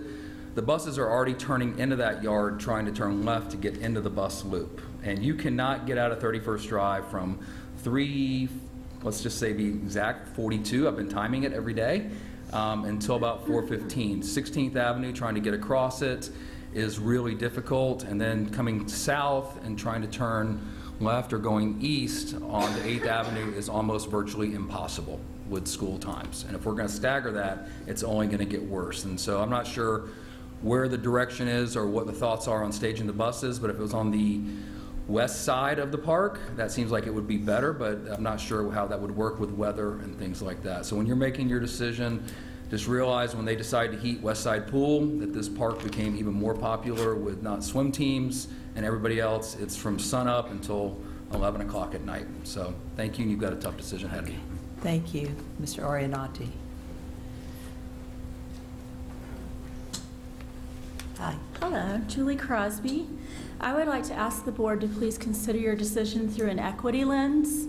I heard the board that term at the beginning of the presentation from Mr. White, and I would like to hear, this is the reason I ask that you look at it through that lens first and foremost, is due to our achievement gap. Since two of the schools in question, Howard Bishop and Rawlings, you know, we've got students, and we had a great comment from the Rawlings faculty that were here talking about testing, talking about how students could be impacted. We have, for me, the issue I focus on when I come to these meetings always is achievement gap. We've got a house on fire achievement gap issue in this county. I've heard a lot of dollars and cents comments and other comments. I always focus on that achievement gap. We've got two schools that we want to keep succeeding, one from a C trying to go to a B, another that was a B last year. And I think Howard Bishop, you know, does deserve the school that they're trying to get. I would like to know what their principal thinks would be, have the least academic impact on those students. Which of the options would have the least harmful academic impact on the Howard Bishop students? Thank you, Ms. Crosby.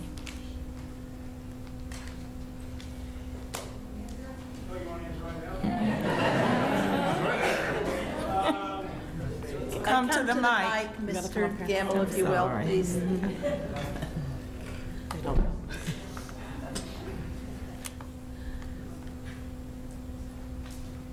Didn't know there was going to be a quiz. For our neighborhood kids, easiest thing is for them to stay in their neighborhood. Most of these students have not ridden a bus before. So, yeah, I think that's your answer. Again, we're ready. We just want to get moving. And about 40% of our student population are the magnet kids, which get bused in anyways. So for our neighborhood kids, few of them catch the bus. Only the kids that were in the Duval neighborhood and the Fairbanks area are bused in, so they aren't much. So yes, that's a concern we'll have to work out as far as our neighborhood kids, ones that live in Village Green and the other apartments and Highland Court Manor, catching the bus, getting there. Thank you, Mr. Gamble. Hi, I'm Erin Scarborough, and I'm the PTO treasurer at Westwood, and I'm also the treasurer for the County Council PTA. So I've been paying attention to this a lot, and I'm sorry to Mr. Gamble that we kind of slowed the roll with all of our questions at Westwood, but I'm happy we did, because I think the presentation that we all got today was what we all needed. It answered a lot of the questions that I think a lot of the community had. So I say thank you very much for bringing this information to all of us and helping us make the most informed decision that we can make, so that we're spending these dollars that we are so lucky to have to improve our schools in the most, you know, I guess, making the best decision with the best information that we can gather. So thank you for doing that today. I'm sad that there's not what I keep calling like a neutral site that, you know, unfolded as an option. You know, I know Citizen Field kind of got ruled out, but I know we're talking about a lot of money for these structures. And it would be nice if we could put it somewhere where we weren't impacting another campus. That would be lovely. And where because once you put them there, it's a lot of money, right? And we have other schools down the road like GHS that are going to need renovation. So it's going to be maybe hard for you as a board, wherever you put these, to move them when, okay, well, maybe we can renovate part of GHS and put these kids on this campus wherever we decide, you know, a few years down the road. So you're right to say 7 years. It could be even longer, because once these get placed, it's expensive to move them. So that's one thing I just wanted to share that I was a little disappointed about. I was hoping there would be a neutral site that wouldn't affect any existing school. And it's a tough decision, but I'd like to say from a parent and a PTA perspective, we're on board and we will support whatever decisions made, because our schools need these improvements desperately. So thank you. It's true. Thank you, Ms. Scarborough.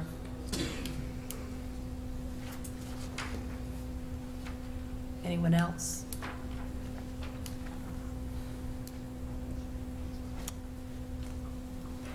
All right. Then it seems that it's time for a board discussion. If anyone would like to speak, put your light on. Ms. McNeely, Dr. McNeely. Madam Chair, thank you so very much, and thank you to the citizens that showed up today to listen and to share. And I'm hoping that we'll see many more on tomorrow evening. I'm certain, Madam Chair, that Mr. White and his entire team, I see so many of my favorite folk that I worked with during the Duval renovations. And when I saw Mr. Souza walk in, I knew everything was going to be all right. But I'm here to say, and I liked Mrs. Scarborough's comment about the neutral site. I always said that, always thought of that. And even though Mr. White made a comment to me on yesterday or 2 days ago that I'm not going to repeat, I do speak when I need to speak. And when we were first introduced to the idea of the half-cent sales tax, and Mrs. Johnson and her team did such an excellent job in getting the citizens and parents to understand, and businesses, why we needed this money. So I go way back, but I don't, well, let me retract, let me sit back, Madam Chair, and calm myself, because I always speak, and I speak to the best of my ability, and what I feel and what I believe, and that's when I speak. So I'm speaking now. I certainly, and Mr. Stressing, you have done a marvelous job. And because I'm from Orange County and have grandchildren there, they attend some of the schools like John Young Elementary, where all of the schools had the modulars. So I'm quite understanding of that type of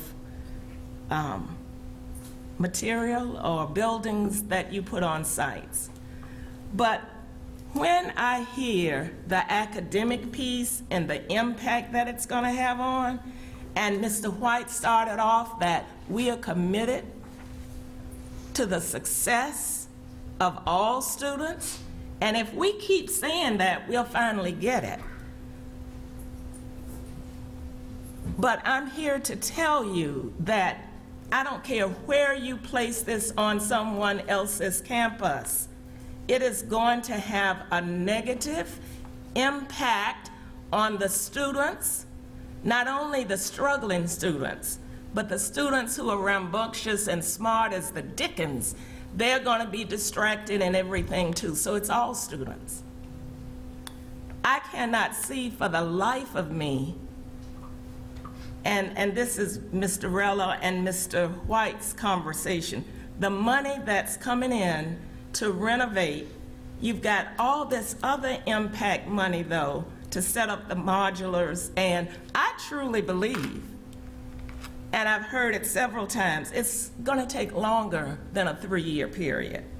You see, it looks and sounds good, but I've been in building construction locally on my street, in my house, And everything we put down on paper, something comes up, and you said it, things that you don't foresee when you go into places.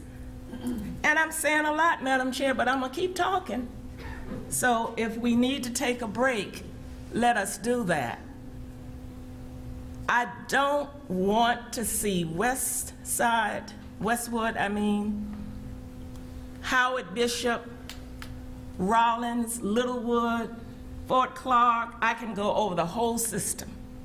But when it comes to our children, we need to be saying, what is that kind of impact, just as much as we're concerned about the sidewalking and the grease traps and all of this other stuff I heard this afternoon.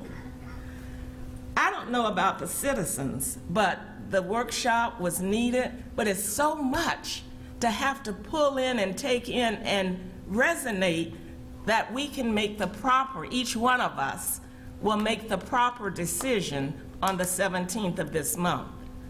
It's very difficult for me because when you look at the advantages and disadvantages, you start weighing up, what should we go with, the one that's less, the what?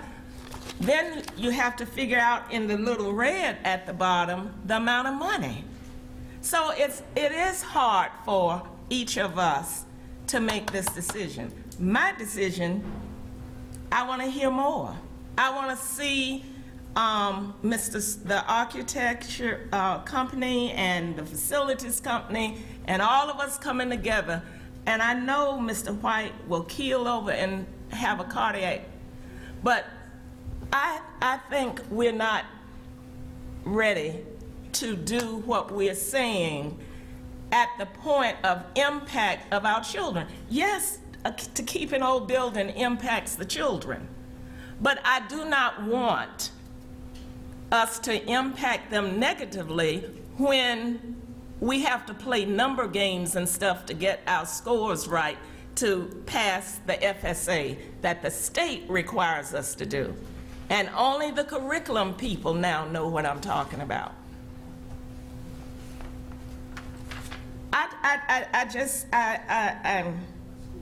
I'm pleased with all that you have shared. Every moment that you did it today, all of the other forums that you've been working with our parents and our citizens.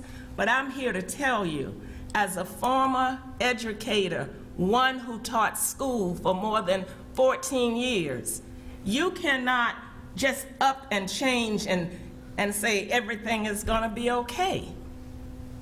When I went over to Rollins 3 times the other week for different events, but wanted to see the back 40, I don't agree with what you are saying about the modulars and where they can go, and it's separating with the fence. You got 3- and 4-year-olds right there. I haven't heard that except to say where you could run your parking lot or your bus. What about those children and their needs compared with Rollins' children? And then you've got Howard Bishop coming over. And then, if you're good, in 2 years, Westwood coming over. And then Littlewood. What is the impact on the students? Y'all keep hollering this statement. And when I say y'all, that includes me as well, because I say it all the time. We are committed to the success of every student. Well, if that's the case, we're going to have to slow this down. I'm sorry, Mr. Gamble, until we get it right. Once we get it right, then everything will fall into place. But to impact other campuses for that long, I don't see it. And then the transportation costs, because when you take away the back 40 from Rollins, the 2 programs are the 3 programs that really need that space in the afternoon. I don't think the superintendent is going to recommend giving us extra buses to take those children to other sites. And I didn't hear any of that. Yes, they still have that little bitty playground on 15th, but Think about it. How many of you have passed 15 and seen that little strip that they call the front part playground? What's in, You take all of the greenery away and you say, well, it's only gonna be 3 years and then you'll have a nice track. A very good track for an elementary school that needs it anyway. I don't see 3 years, Madam Chair. I see many more years, and we may as well acknowledge it now. Be transparent and say it's going to be more than 3 years. Stop telling the citizens and parents and faculty and staffs that it's 3 years. I have more to say, and I know I've rambled back and forth because it's really irritating me that I have to make this kind of decision based on what our children need. Yes, they need facilities and upgrades. And yes, I don't like the Castaldi method. But if we're gonna do it right at once. And I'm here to say that we need not to put it at any of those sites unless we could. You're not gonna put modulars for Bishop on their site and then it's done and you're gonna move those, you're just not gonna do it. I think we need more time, and I'll have much more to say as I hear what the other 4 of you have to say. I would chime back in. Thank you, Madam. Thank you, Dr. McNeely. Mr. Hyatt, I think you were next. Yes, thank you, Madam Chair. First of all, I'd like to thank the facility staff, Mr. White and his team. And let me, as Mr. Gamble is leaving, let me thank Mr. Gamble. Thank you. But I think it's to me, I believe this provided much needed information. I appreciate, also equally appreciate the citizen input. Dr. DeVito, Ms. McKay from Rollins, thank you for giving us pros and cons and something to look at. And I think that at some point we have to make a decision. And I'm not willing to kick the can down the road. I believe that when the school year ends, the next day, things start at Howard Bishop, the very next day. So at some point, as a board member, I have to make a decision. And unlike whatever is out in the great world of social media, I haven't made a decision.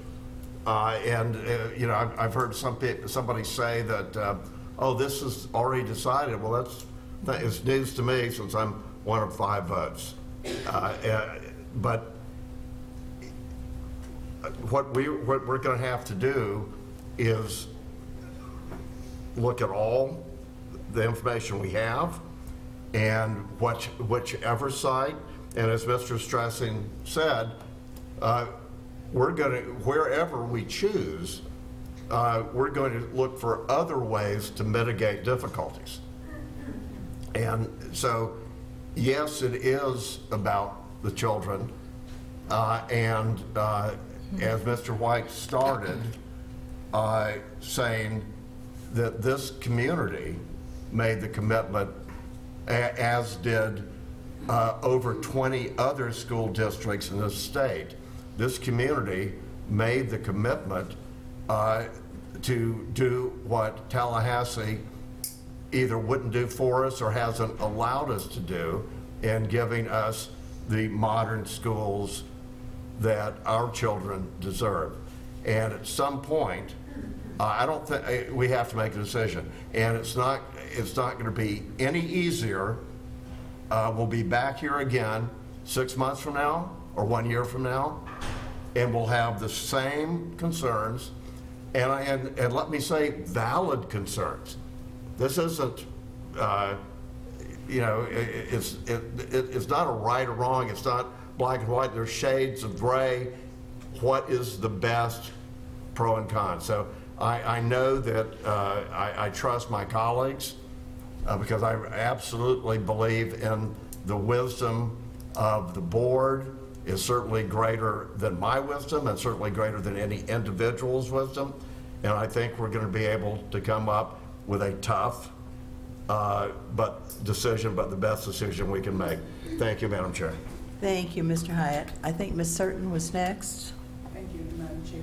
Thank you to Mr. Stressing and the staff for this presentation, and I'm exhaling.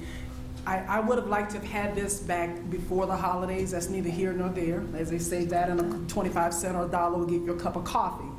But I think we're here today because of the Westwood PTO meeting. And it is very hard as an elected official.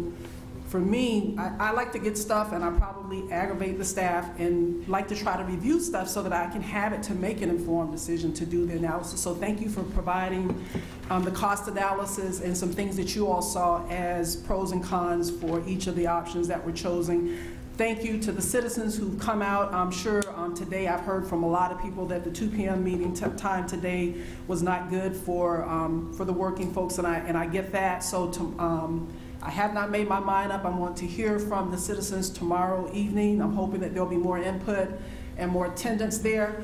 But I do want to circle back to something because this is really, I've sat here and I appreciate your presentation and I appreciate the input from Mr. White, but I really don't like being scolded. I felt like I was being scolded early on about the Spring Hill meeting. And Mr. White, when we came for that meeting, we came with the intent of the district and the PTA and all of those folks getting buy-in from East Gainesville for the sales tax initiative. We didn't talk about where the transition school and all of that would be located. Folks knew that there would be some displacement, but at Spring Hill, the whole talk was what the SPAC was going through, how the funds would be used, and trying to give the citizens of East Gainesville the assurance that they would not be left out of the school improvements. So I don't think anyone in East Gainesville has a NIMBY, not in my backyard opinion. I just think they want to make sure that they're not displaced for such a long period of time. And I've heard that from, a couple of parents that I've encouraged to come to the meeting tomorrow because work their work time did not permit them to come today. But it's just kind of funny, like now that we're getting this thrown out, that folks are saying that they don't want it in their backyard. I don't think that's it. I just think folks want to make sure that their concerns are heard. And I think the Rollins community, that school is very fragile, and I think the staff, the school community, they have very valid concerns about that school being used for a number of days, a number of years. And the residents on Northeast 12th Street, Northeast 15th Street, all of that, the traffic impact for them, just like we've heard from the residents that's near Westwood Middle School and the Westside Park, doesn't make it the Northeast Gainesville residents, their input and their concern for the impact on their neighborhood any less. So it's going to be hard to decipher everything, but like I said, all of this info here would have been really nice to have had before the holiday break, and we could have deciphered it and mulled over it, asked questions of you all. Now we get this here, and in 2 weeks, folks are expecting us to come back and to vote and make a decision in 2 weeks. When this was talked about and rolled out at I think that was November or December, because I was in Tampa at FSBA when that PTO meeting was had. So there's been a lot of this information that was on hand but wasn't shared with the board. Remember, at least it wasn't shared with me. Let me put it that way. It wasn't shared with certain. And then when it kind of blew up, we're here. So I don't want the citizens to think we're kicking the can down the road. It's just we want to have good information so that we can make good decisions, because folks are going to come back to us. They're not going to go and call Mr. White and they may ask about Superintendent Clark, but they're going to be saying the board, because we get the 5 of us up here get the brunt of the kickback that you all did this or you did that, and so, just know that me personally, I'm just trying to get enough information so that I can weigh weigh in and consider citizen input and be objective, something objective we can consider and make a decision as to how I would vote towards something. So I thank you all for the information that you shared with us, but as I said, it would have been a whole lot helpful if we had had this before the holiday break. Thank you, Ms. Certain. Dr. Paulson. Yeah, just thank you, everybody, for coming here. I've learned a lot just listening to you, and I appreciate our staff and the job they've done. This is not an easy thing, but I've learned a lot, and thank you, Ms. Scarborough. One of the first things I wrote down was GHS, because that's going to be major, and where we're going to have to displace them. It's and then also, I'm sure our staff, knowing our staff has looked at more than just those 3 schools that we've mentioned. We probably look down the road at things we're going to use later on. And it is tough for a teacher. As a teacher that started at Buchholz in 1970 and shared Westwood, we had it in the afternoon, they had it in the morning. Yeah, it's different when you get displaced than when your school gets done. But we all got through it. We all got through it. And we did a good job, I thought, of probably teaching them. That was a tough era to be teaching in 1970, if you know what's going on at that time. So I have a lot of faith in our staff. I mean, as much as I've been around a long time, as Dr. McNeil, and longer than you. That's complimenting you. That means how young you are. And this is the best staff I've seen. I don't think I've missed 3 or 4 board meetings because I'd be out of town in the last 25 years. If you know what my job was before this. I was president of the union, so I was here every board meeting, and I've been on the board here going on 10 years. So thank you, and I'm going to go tomorrow night, and I know I'll learn more, and I have faith in our staff.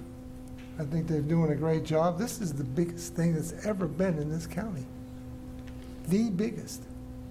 Like I said, I go back 50-something years. So anyway, thank you again. I did learn a lot.